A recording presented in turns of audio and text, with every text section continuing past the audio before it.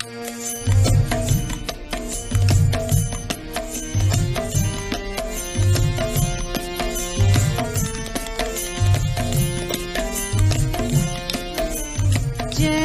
Radhe, Jai Krishna, Jai Vrindavan. Então, vamos trabalhar agora o tema Paz e Amor, para finalizar aqui este módulo 12, né? E com certeza ao longo do curso nós nos deparamos com muitas informações, né? E todas elas vão culminando gradativamente na questão, né, do amor mesmo, a Krishna. Esse acaba sendo o Siddhanta mesmo das escrituras Vaishnavas, né? Então, como que a gente vai lidar com essas informações hoje? O tema é paz e amor, e aí eu vou fazer uma breve reflexão com vocês sobre o tema Homo Homini Lupus, aquela frase célere, né?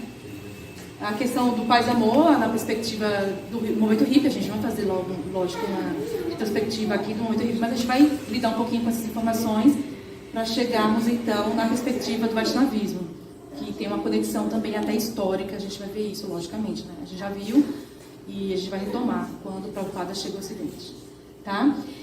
Então, o tema é paz e amor, certo? E aí, eu queria só introduzir para a gente pensando nessa questão dessa máxima, né, latina, né? Homo homini lupus, que é aquela frase célebre: o homem é lobo do próprio homem, né? Então tem um pouquinho da história aqui sobre sobre essa expressão que eu gostaria de retomar aqui com vocês, né? O homem é lobo do próprio homem é uma frase tornada célebre pelo inglês Thomas Robbins, que significa que o homem é o maior inimigo do próprio homem. Então vamos ver como é que ele lida com essa situação. Essa afirmação apresenta a transfiguração do homem como animal selvagem e consiste em uma metáfora que indica que o homem é capaz de grandes atrocidades e barbaridades contra elementos de sua própria espécie. Isso é um fato, né? Então aqui, a frase original é de autoria do dramaturgo romano Plautus e faz parte de uma de suas peças. Em latim, essa frase é traduzida como Homo homini lupus, né? Aqui a máxima em latim. No entanto, esta frase ficou mais conhecida por estar incluída na obra intitulada Leviatã, né? De autoria de Thomas Hobbes, que foi publicada em 1651. Neste livro, Hobbes argumenta que a paz civil, a paz e união social só podem ser alcançadas quando é estabelecido um contrato social com o poder centralizado, que tem autoridade absoluta para proteger a sociedade, criando paz e uma comunidade civilizada. Bem, esses são os pressupostos do Leviatã, né? Que é inclusive essa figura do Estado imensa, poderosa, inquestionável. Mas o que eu estou trazendo aqui para a reflexão é um termo, né, que foi cunhado lá na época clássica, por Plautus, e que Hobbes traz novamente, reitera, né, que Homo homini lupus, o homem é lobo do próprio homem. É possível concluir que o homem tem um grande potencial para o bem, mas também para o mal, especificamente quando procura apenas os seus próprios interesses, não se importando com o seu próximo. Muitas vezes essa atitude de lobo é revelada através da frase: os fins justificam os meios, certo? Segundo Hobbes, em um estado natural, o individualismo do ser humano o compele a viver em uma guerra uns com os outros. Essa frase expressa o conflito entre os homens, indicando que, de todas as ameaças que um ser humano pode enfrentar, o maior delas é o confronto com outras pessoas. Olha que interessante, né? O maior confronto, segundo o filósofo, né? O maior conflito, a maior ameaça de todas é o homem justamente se confrontar com o outro. Isso é tão forte, né? E num tempo em que a gente vê, por exemplo, né, um filósofo contemporâneo, né, o filósofo educador colombiano, Bernardo Toro, que ele fala dele, estabeleceu a questão do paradigma do cuidar, não sei se vocês já ouviram, né? Então, no momento em que a gente se encontra, né, com o meio ambiente fragilizado, né, e aí ele fala desse paradigma do cuidar, que seria um contraponto a essa exploração. Então, segundo ele, a gente precisa cuidar uns dos outros, de nós mesmos, da nossa alma, senão pereceremos. Esse é um princípio, né, do Bernardo Toro, cuidarmos dos outros, de nós mesmos, para não perecermos. Aí ele também fala sobre a questão da inteligência guerreira, né, que é aquela coisa da competitividade, que a gente realmente né, que é o que também o Hobbes acaba colocando aqui. Né? A maior ameaça para o ser humano é o confronto com o próprio ser humano. Então, ele coloca essa questão, né, trazendo para os dias de hoje, o Bernardo Toro fala da inteligência guerreira, que é realmente essa ação impulsionada pela competitividade, né, acirrada. E, em detrimento disso, ele contrapõe, colocando a questão da inteligência comunitária, que é aquela coisa que a gente dá as mãos para a gente sobreviver. Né? Vem outro aspecto da reflexão. Vemos que os maiores desafios que enfrentamos como espécie são criados por nós próprios, porque vemos que para o ser humano é comum os mais fortes explorarem os mais fracos, quando deveriam protegê-los. Então, por isso que o Hobbes colocou lá o Leviatã, né? Que seria, no caso, um arquétipo de um rei védico, né? Que é aquele rei perfeito que protege, que ampara, que estabelece as leis realmente para o bem do coletivo. O Leviatã de Hobbes, a gente pode fazer um cotejo na comparação com essa questão do rei ideal védico. Então, isso revela que o homem é o predador do próprio homem, sendo um vilão para ele próprio. Então, no momento em que estabelece essa relação de exploração, né, ele acaba sendo um vilão para si mesmo, olha só. Então, o mal acaba recaindo sobre ele mesmo. Bem, mas por que eu coloquei essa questão do homo homini lupus, né? O homem é um lobo de si mesmo, né? Porque justamente, se a gente observar aqui no contexto, né, da contracultura, aqui a gente tem um símbolo disso, nós vamos observar que o medo, o maior temor da época era justamente a guerra, era uma guerra atômica, uma guerra nuclear, né? E aí surge esse movimento como todo um processo de contrapartida, né? De repensar os caminhos que a humanidade estava tomando naquele contexto. Né? Então aí surge a questão do movimento hippie, como eu falei, a gente não vai fazer uma análise sobre isso, mas é só uma rememoração dos fatos históricos para a gente poder chegar na questão da conceituação da paz-amor, da expressão paz-amor, à luz do Vaishnavismo. Então, não sei se vocês sabem, mas aqui eu estava pesquisando um pouco e tem até uma relação, né, desse símbolo aqui, esse símbolozinho que está aí, né, do movimento hippie, da nova era, ele tem uma ligação com esse processo de criação, que é o ND, né, é Nuclear Disarmament, né, que era a proposta, era a campanha do criador desse símbolozinho aqui, do movimento hippie, nova era.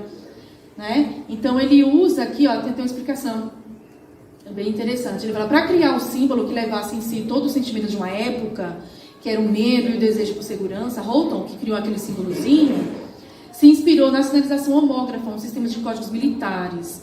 O designer se referenciou em uma sinalização de guerra para criar o símbolo da paz. Né? Então, sempre trabalhando essa questão do contraponto. Para formar o símbolo da paz, utilizou duas letras do sistema semafórico, o N e o D, né, que são a abreviação de Nuclear Disarmament.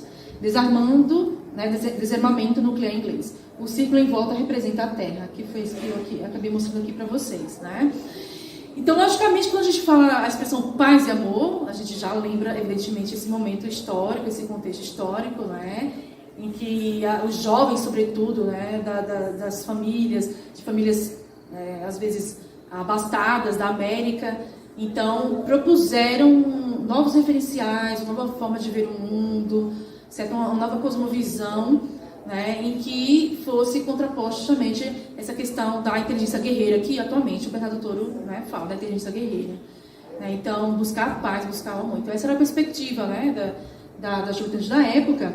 Só que é interessante, né, que a busca era justamente por esse equilíbrio, né, esse sentimento que o homem pudesse, né, se encontrar em paz e também compartilhar a paz para os demais. Só que também nesse contexto, nesse momento histórico, nós vamos saber, né, de Srila Prabhupada, esse conceito de paz e amor na tradição antiga, né, dentro da explicação da tradição védica Vaishnava. Então é interessante que Prabhupada justamente surge nesse momento, nessa conjuntura de contracultura, e por isso mesmo, né, que a filosofia acaba sendo satisfatória para assim, milhares de jovens da época. Né? Por quê? Então, o Srila Prabhupada mesmo vai falar. Vamos lá. Lê esse trechinho de um dos seus livros. Então, a fórmula da paz, né, pensando nesse conceito de paz e amor. O grande erro da civilização moderna é usurpar a propriedade alheia como se fosse própria. E, com isso, criar uma perturbação desnecessária nas leis da natureza. Então, é como a gente vê, por exemplo, a questão da propriedade privada. Né? A lei da propriedade privada, que surge lá desde tempos remotos na história da humanidade, Então, eu vi aquele trecho, aquele pedaço de terra, e eu vou me apoderar, é meu. Então, tudo começa muito remotamente, né? É interessante se a gente pega um exemplozinho, né, um livrinho, O Pequeno Príncipe, de Saint-Exupéry, que acaba sendo um long-seller, ele é vendido constantemente, lido até os dias de hoje. Tem um capítulo que o menino, ele passa num planeta do contador de estrelas. Então, o homem ele fica lá debruçado sobre as suas planilhas, contando estrelas, e o menino questiona, mas por que você passa o tempo fazendo isso? E ele fala, porque eu as conto e elas passarão a ser minhas. Mas como você vai exigir posse sobre elas? Como isso é possível? Eu as enumero e guardo esta planilha, essa tabela com os números de estrelas que eu contei na minha gaveta. Então, assim, fica essa questão, né, que é uma obra assim que a priori pode ser considerada para o público infantil, mas na verdade ela acaba sendo universal mesmo e com certeza para o público adulto, né, porque reflete sobre esses valores, sobre essas questões da posse. Acho que o próprio Buda já falou muito bem anteriormente, né, do que eu sou dono, como eu posso exigir a posse, né, sobre algo, né? Então ele estava justamente nesse questionamento. E aqui Prabhupada fala que o erro da civilização é justamente criar essa perturbação nas leis da natureza por exigir, né, o ser humano a posse de algo que realmente passa a ser uma certa ilusão, essa posse sobre algo, né, nesse sentido. Essas leis são muito fortes. Nenhuma entidade viva pode violá-las. Apenas quem é consciente de Krishna pode facilmente sobrepujar a rigidez das leis da natureza e então se tornar feliz e pacífico no mundo. Como o governo é protegido pelo Departamento da Lei e da Ordem, o governo do universo, do qual essa Terra é apenas um significante fragmento, é protegido pelas leis da natureza. Essa natureza material é uma das diferentes potências de Deus, que é proprietário último de tudo que existe. Então, olha só como a gente vai colocando esses conceitos aí, né? Essa Terra é, portanto, propriedade de Deus, mas nós, as entidades vivas, especialmente os supostos seres humanos civilizados, estamos reivindicando a propriedade de Deus como sendo nossa, numa concepção individual e coletivamente falsa. Se você quer paz, você tem que remover essa concepção falsa da sua mente do mundo. Esse falso clamor de propriedade da raça humana sobre a Terra é parcialmente ou completamente a causa de todas as perturbações de paz da Terra. Homens tolos e supostamente civilizados estão reivindicando direitos de propriedade sobre a propriedade de Deus. No Bhagavad Gita, o Senhor Krishna diz que Ele é o desfrutador real de todas as atividades das entidades vivas, que Ele é o Senhor Supremo de todos os universos e que Ele é o amigo bem-querente de todos os seres. Quando as pessoas do mundo souberem dessa forma da paz, será aí que a paz prevalecerá. Então a gente vê vários exemplos, né? Como que a gente acaba explorando o planeta e a gente acaba fazendo incursões para outros locais, né? Hoje tem até tem uma lua de Júpiter chamada Europa, né? Que a NASA lá está fazendo estudos para ver a possibilidade de colonização futura, né? Vindoura. Então, o que o Prabhupada está falando é essa questão, né? Lógico para a gente.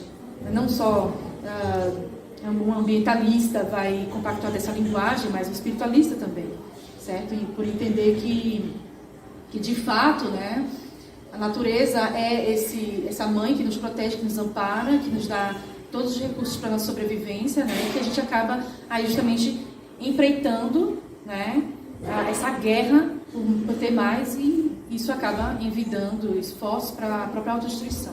Portanto, se você quer paz definitivamente, você terá que modificar sua consciência para a consciência de Krishna, tanto individual quanto coletivamente, pelo simples processo de cantar o santo nome de Deus. E Prabhupada vai dando a fórmula do sucesso, a fórmula da paz, que é o canto, né, dos nomes de Deus. Este é um processo padrão reconhecido para alcançar a paz no mundo. Portanto, nós recomendamos que todos se tornem conscientes de Krishna pelo cantar de Hare Krishna, Krishna Krishna, Hare Hare, Hare Ram, Rama Rama, Hare Hare. Isto é simples, prático e sublime. Há cerca de 500 anos, esta forma foi introduzida na Índia por Sri Chaitanya.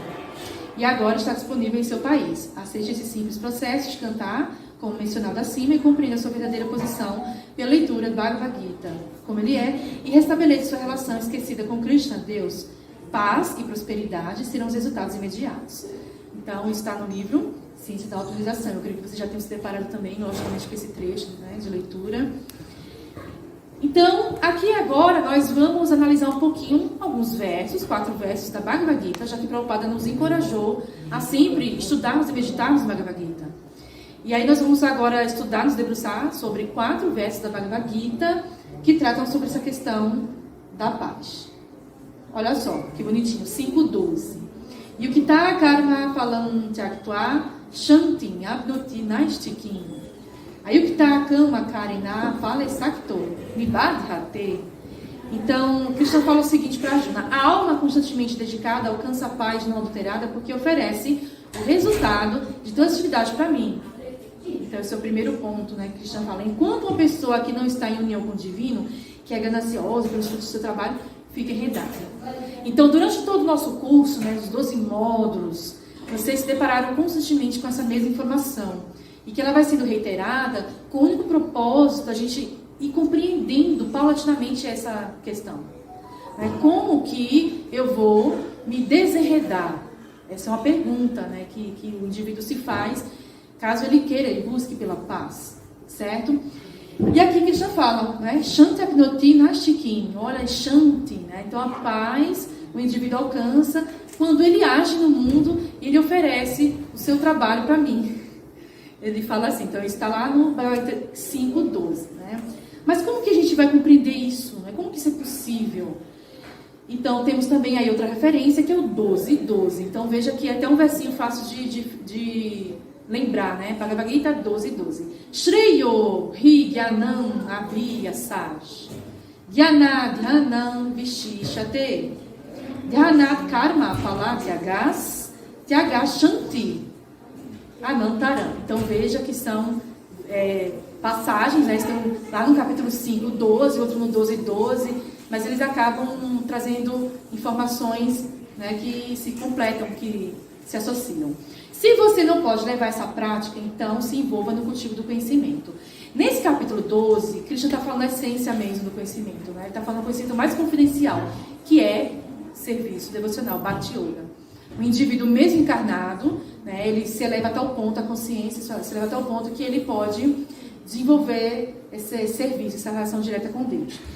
Então, o Krishna fala, se você não pode fazer isso, aí ele vai dando outras opções, outras possibilidades. Então, se envolva no cultivo de conhecimento. Então, busque, questione, procure entender, enfim, estude, né, os ensinamentos, né. E, agora, melhor do que o conhecimento, no entanto, é a meditação. Então, ou seja, o indivíduo já começa a experienciar o conhecimento de uma forma mais prática. Agora, melhor ainda do que a meditação, Krishna diz, é justamente a renúncia, tyaga, lá o termo sânscrito tyaga, dos frutos da ação, pois por tal renúncia pode alcançar a paz mental.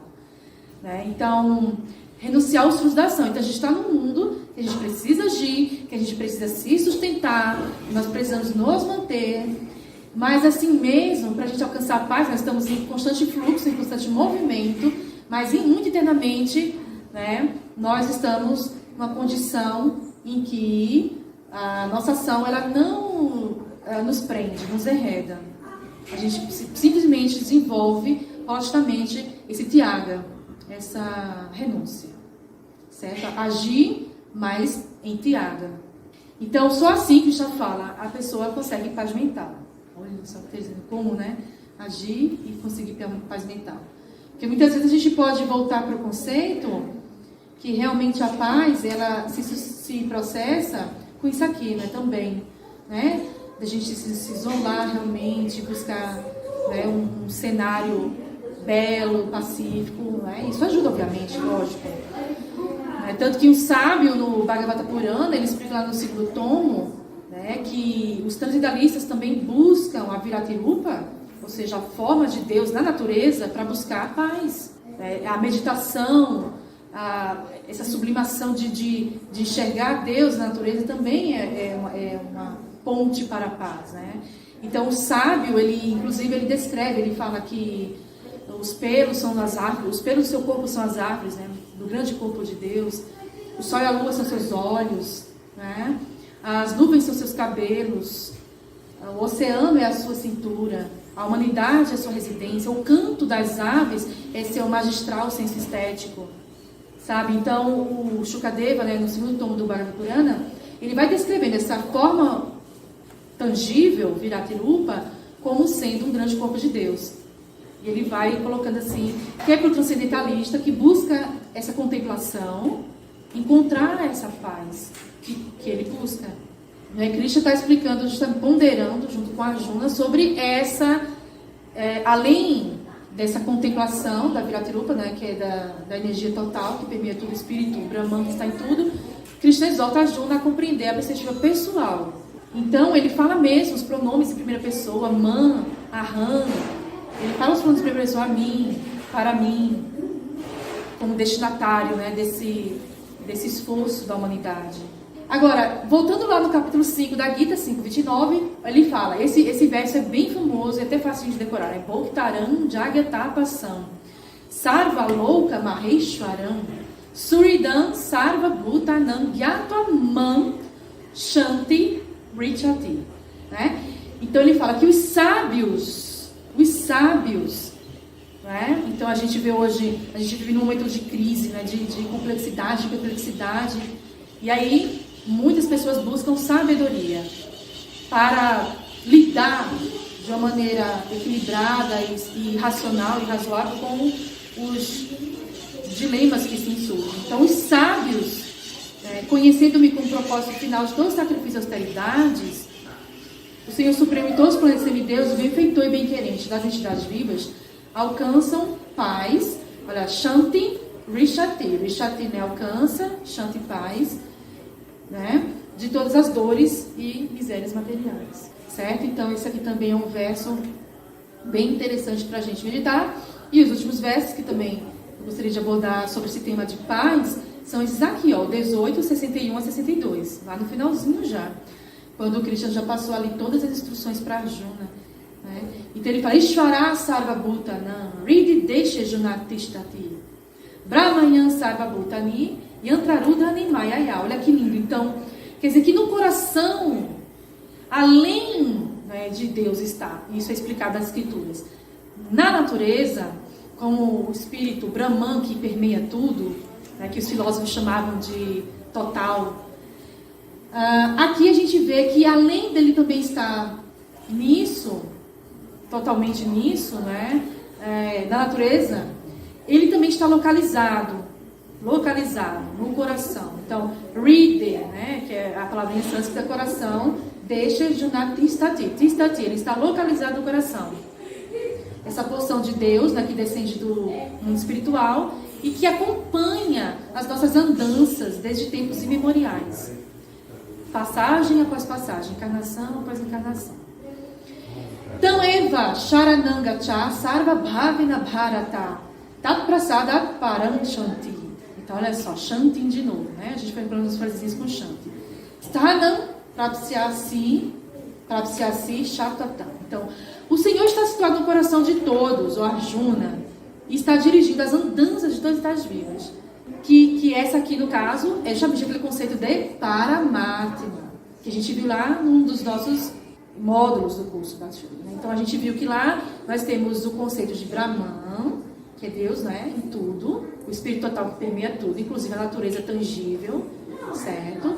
Nós vimos que existe justamente também o Paramatma, que é Deus localizado no coração, esse com que a gente conversa, com que a gente ora, com que a gente busca diálogo e em que a gente busca refúgio, esse armistício. Então, esse Ridi Desha Junatistati, é justamente essa forma. E é tão interessante que nas escrituras, autoridades como deuses, como Brahma e sábios, descrevem essa forma de Paramatma com o termo sânscrito Pradeshamatram.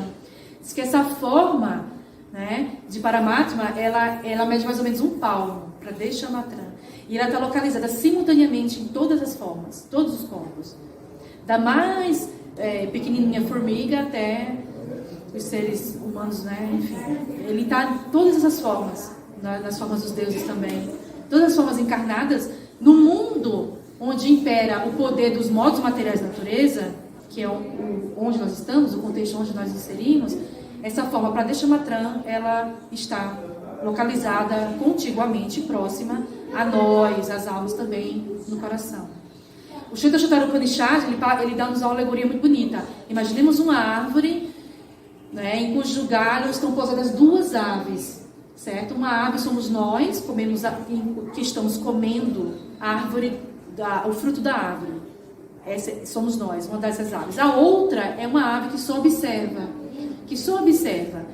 Aí tem um momento que a gente para de comer o fruto da árvore e volta a olhar para a outra que só observa. E nesse momento dá-se o encontro, dá-se a união entre alma e Paramatma. Atma e Paramatma. Né? Alma e superalma. Esse é o princípio do yoga, dessa meditação. Então, o que a gente está falando aqui é justamente disso, que existe também essa forma contigo no coração, essa forma, né, nos acompanhando desde tempos imemoriais, né, muito antigos.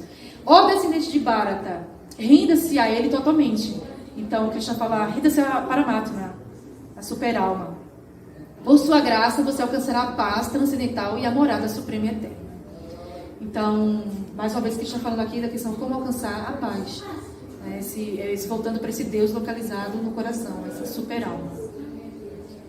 Vamos deixar também Prabhupada falar sobre a questão do amor. Numa palestra em Delhi, do Bhagavad Gita 4.1, em 10 de novembro de 1971, olha só, na época a lei do fogo da contracultura, Prabhupada diz o seguinte, sobre o amor.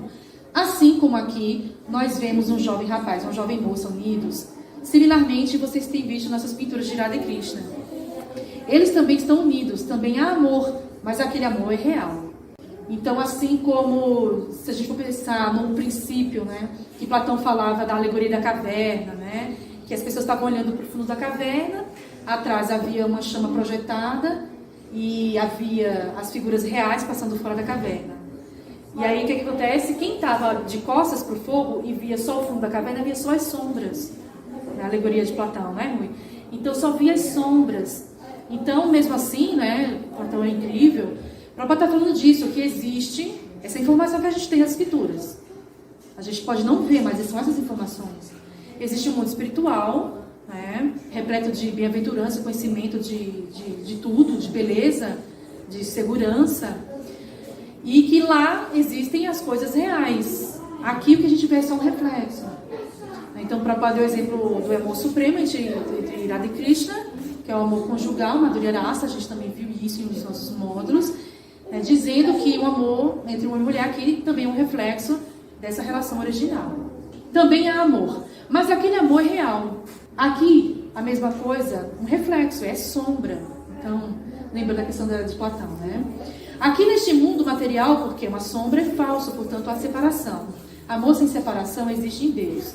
Os relacionamentos entre amigos aqui são frágeis. Assim que surge alguma insatisfação, os amigos se separam. Mas se você fizer amizade com Deus, isso nunca se separa. Se você ama Krishna, isso nunca é separado. Se você aceita Krishna como seu filho, este filho nunca irá morrer. Portanto, esses são os conceitos de Deus. E, finalmente, né, quando o seu amor por Deus se desenvolveu, isto é bastante natural. Exatamente como quando você ama alguém. Você ama alguma pessoa ou você sempre pensa nela. Isso é bem natural. Qualquer um. Este é o objetivo do amor. Mas por que nós estamos? Nosso amor neste mundo material é um reflexo pervertido do amor por Deus. O amor só pode ser aplicado a Deus. Neste mundo material, não há amor. É tudo luxúria.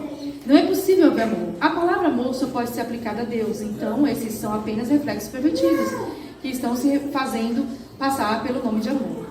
Não há amor. A natureza do amor é esta, que o amante quer ver o amado a todo momento, sem nenhuma remuneração, sem nenhum retorno. Isso é verdadeiro amor. E para finalizar um trechinho aqui da palestra de Nova York, em 1966, lá nos primórdios da ISKCON, sobre Bhagavad Gita 9, 27 a 29. Verdadeiro amor é descrito pelo Senhor Chaitanya.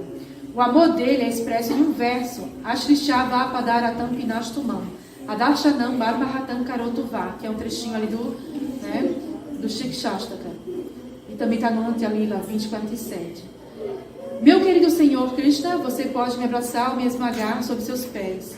O que você quiser, você pode fazer. E você despedaça meu coração por não se fazer presente diante de mim. Então, por que o amante deseja ver seu amável objeto? Mas se o objeto amado não vem, ele fica com o coração despedaçado. Então, o Senhor Chaitanya diz, estou tentando vê-lo, mas você não vem. Tudo bem, meu coração está em pedaços, mas ainda assim devo continuar a amá-lo. Eu não diminuirei esse amor. amor puro, né? Então ele repete, né? Então, que tipo, né, de amor, né, o Prabhupada está falando aqui? Que nível de abnegação é essa? Né? Porque ele fala que o amor no mundo material é uma troca, né? É uma reciprocidade, logicamente. A gente cuida, a gente é cuidado, né? E assim nós nos mantemos, somos seres humanos e precisamos, né, desse cuidado, nenhum homem é uma ilha, né, como diz a sabedoria lá, o ditado. Certo? Mas o que o Prabhupada está falando aqui é um amor que vai além mesmo dessa esfera, né, de que nós nos cuidamos. É um amor que é 100% abnegado. A pessoa pode até ser negada, preterida, mas ela não se afeta, ela continua amando. E aí Prabhupada coloca que esse amor só é possível se for por Deus. Por quê? Porque ao mesmo tempo esse é um amor bom. Porque se no mundo a gente tem uma relação em que a gente age assim, isso se chama uma relação doentia, né? Ninguém vai ficar assim agindo com alguém, de querer o bem, de agir em prol do outro, e o outro só destrói, age para que a gente seja destruído, né? Maltrata. Isso é um amor, aí isso é doença, na verdade, né? Psicológica. A pessoa está atrelada nesse tipo de relação que é doentia e que não é boa, né? No caso de Deus, para né, tá aqui colocando, porque mesmo o indivíduo ele sendo preterido, ainda assim isso é bom, isso é uma boa sensação, porque isso é só para aumentar a posteriori, né, uma nova etapa, uma nova fase do amor. Então é como diz um ditado, né, tudo que o Krishna faz é bom, né? Então é como, por exemplo, também às vezes uma mãe, né, no processo de educação com o filho, né? Sei lá, o filho vai colocar a mão na tomada, preste a ser eletrocutado. Lógico que uma mãe sã não vai permitir que isso ocorra, né? Então ela vai negar essa experiência e o filho vai chorar. Então ela não está fazendo isso por maldade, né? Então o Prabhupada explica, né, que tudo que Deus faz acaba sendo bom mesmo. Em algum momento essa graça vai se revelar e aquela pessoa que ama, não, o amante, ele vai se felicitar com os caminhos, né, que Deus acaba apontando em sua vida. As setas no caminho, né, as direções, as setas. Deus vai dando as setas no caminho do praticante. Certo? Então, é interessante porque Platão, né, atribui-se a Platão essa frase: ao toque do amor, todas as pessoas se tornam poetas, né? Rupa Goswami, no Bhakti Rasamrita Sindhu, ele fala que uma das qualidades do Vaishnava, do devoto, é ser poeta. É uma das qualidades, é Kavya, se chama em sânscrito. E Platão dizia que ao toque do amor, todas as pessoas se tornam poetas. Então, né, quando a gente ama, quando a gente está transbordando, né, a gente vê beleza em tudo. Né, Cláudia? A gente vê inspiração, esperança, que esse é o estado natural da nossa humanidade. Com base nisso, vou colocar aqui para vocês, ó, um breve videozinho, que é uma poesia do Fernando Pessoa, chamada Prece, Fernando Pessoa, e foi declamado pela Maria Bethânia.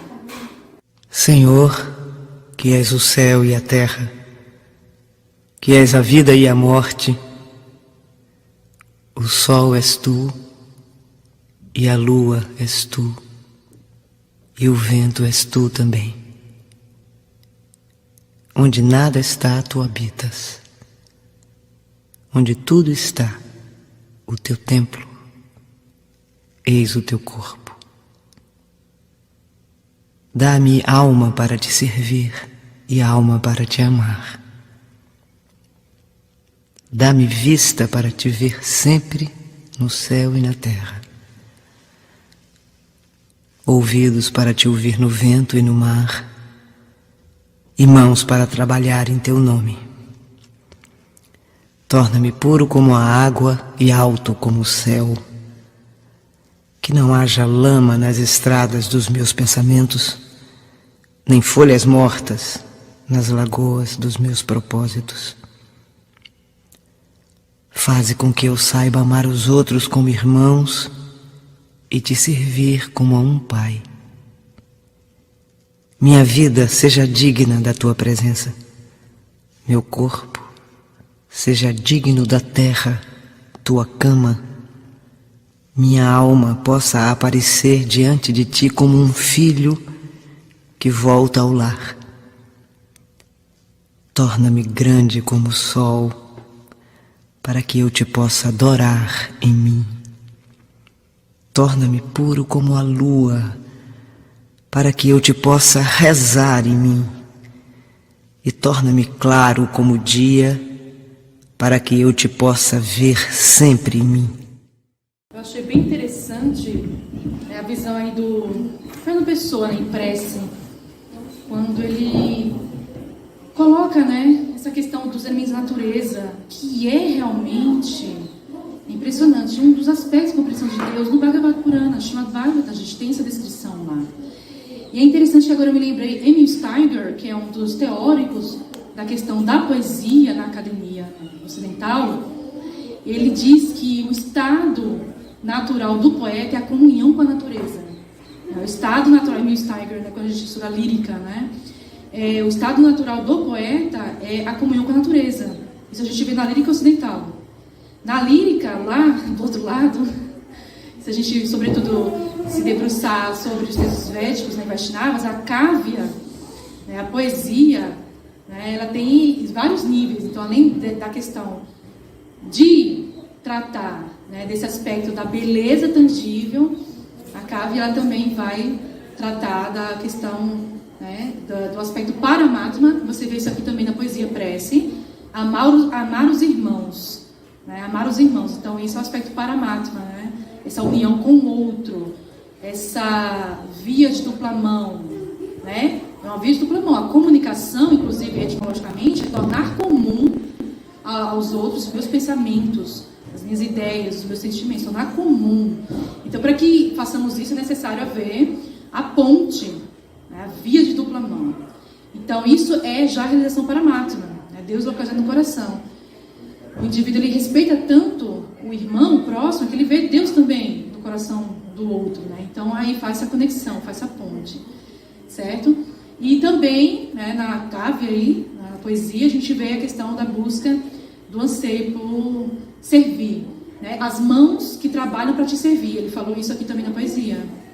As mãos que trabalham para te servir. Esse é um princípio da Bhagavad Gita, que a gente acabou de ler agora. Então, oferece os frutos do teu trabalho a mim. Totalmente, uma coisa totalmente tem a ver, está ligada, linkada com a outra. Então, como, na verdade, o princípio de todo esteta, o anseio de todo esteta é a comunhão com o divino, a comunhão com Deus, é ver a beleza, a beleza com B maiúsculo, onde que ela está? Está em Deus, Então, esse é o princípio do esteta, é buscar isso, como Fernando Pessoa mostrou aqui. E para finalizar, eu vou recitar 3 poemas breves desse livro, A Estética do Amor, que eu publiquei com 2 amigos da Academia Epidemiológica de Letras. E a gente está falando sobre paz e amor, tem a Estética do Amor, E, então, esse livrinho, a gente fez justamente isso. Nós fizemos um estudo, uma pesquisa sobre esses 3 níveis de compreensão de Deus. Foram os amigos Ricardo, Estevam e Juraci Faria, nós fizemos laboratórios, oficinas aqui em casa. E a gente estudava o Bhagavad Purana. E o livro ele é uma tripartição, Ele começa com um todo, que são os poemas que a gente louva o Brahman, louva o planeta, a natureza. Aí depois vem as partes, que é a seção em que os poetas eles louvam, Paramatma, Deus localizado no coração. Então, as entidades vivas, as pessoas. E depois vem a seção Sumo Bono, que a gente tenta louvar justamente o Deus pessoal, o Bhagavan, certo? E essa expressão Sumo Bono é uma expressão da filosofia também clássica, Immanuel Kant também usou, e Srila Prabhupada usou o Summum Bono, o bem maior em latim, para designar Krishna. Srila Prabhupada, mais ou menos nas escrituras, ele usou essa expressão Summum Bono para designar Krishna. Então, as poesias, eu selecionei 3 trechos, 3 passagens, tá? E são os poemas Diferenças, Teus Pés e Mater. São só esses 3, Eu selecionei aqui 2 músicas. Uma é Drão, do Gilberto Gil. A letra fala que o amor é como um grão, uma semente de ilusão, e que tem de morrer e depois ele germina. E a outra canção vai ser uma canção famosa, Love Me Tender, de Elvis Presley.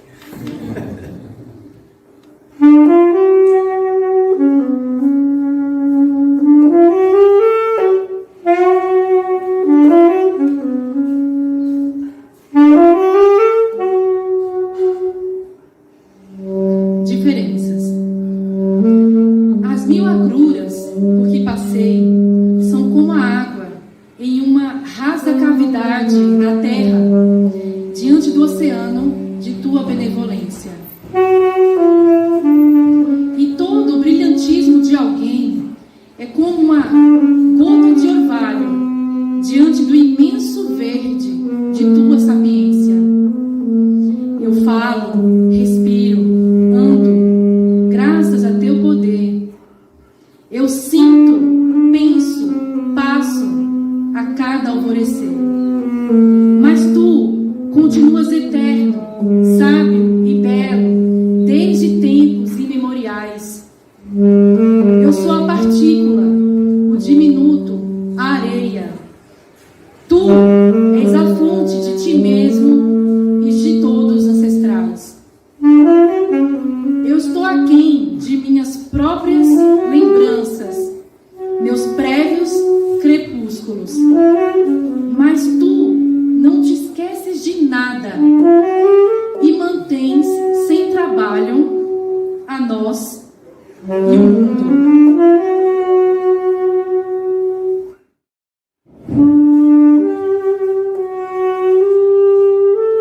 Teus pés, suaves, macios, teus pés sobrepujam o mar bravio da escuridão. Encantados, tilintantes, teus pés executam a dança triunfante em meu coração. Perfumados, meticulosamente ornados, teus pés estão, na verdade, banhados de amor.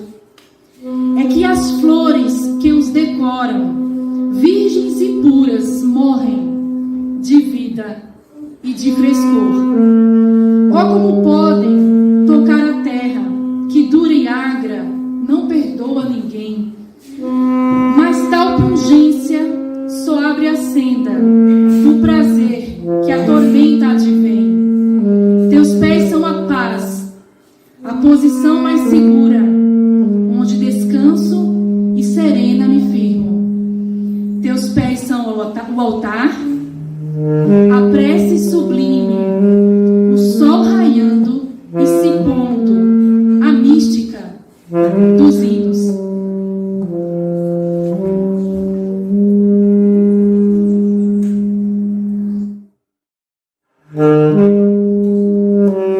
Mater, aqui, sob estas goiabeiras retorcidas, tu deves estar.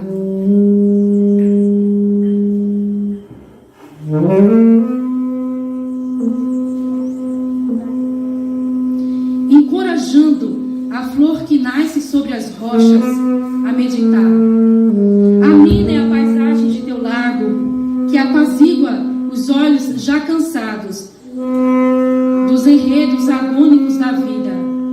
Adiante, docemente, um casal de tucanos sobrevoa e consagra o amor, ora em presença, ora em partida. O rio escorre aos rumorejos sob as letras que sintetizam teu nome, que é desejado por quem morre vive e por quem de amor sente fome. Quisera eu ser poluto, escrever minimamente sobre teu lugar.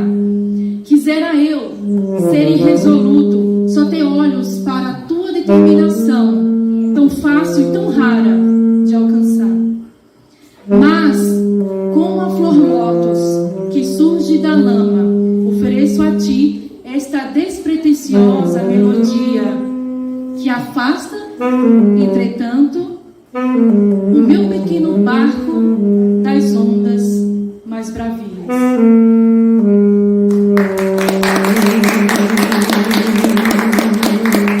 Está trocado aqui Então, assim, eu gostaria de agradecer muito a presença de todos, né, aqui presencialmente. dado o nosso afastamento e também virtualmente, né, o pessoal está acompanhando. É um prazer muito grande. Né? Esse é o último módulo, o módulo 12 da segunda edição. 13, né? Que a gente. 13, teve o de sânscrito, né? Módulo 13. E é uma etapa, né, que a gente está aí legitimando a conclusibilidade, né? A segunda edição do curso de Bhakti Yoga de Nova Gokula. Todos que se envolveram ali no nosso ambiente virtual, né, de uma maneira híbrida também no Google Classroom. Então, de parabéns aí com o empenho, o envio das atividades. E foi muito legal que todo mundo agora, na reta final, passou a entregar as atividades assim, bem corrido, porque isso é um critério, né, para certificação. Parabéns. Né? O Brahma é uma pessoa muito assim, acessível, muito aberta, né? E você sempre tem também o apoio dele também. E para que vocês continuem, né? Para que continuemos todos nós, que continuemos nos movimentando, nos movendo, né? E dando os passos em direção a essa beleza sublime que é Deus. Muito obrigada. Para finalizar, a gente vai então fazer uma apresentação com os meninos. A gente vai fazer um instrumental. E Hare Krishna, todos Vaishnava Prabhupada.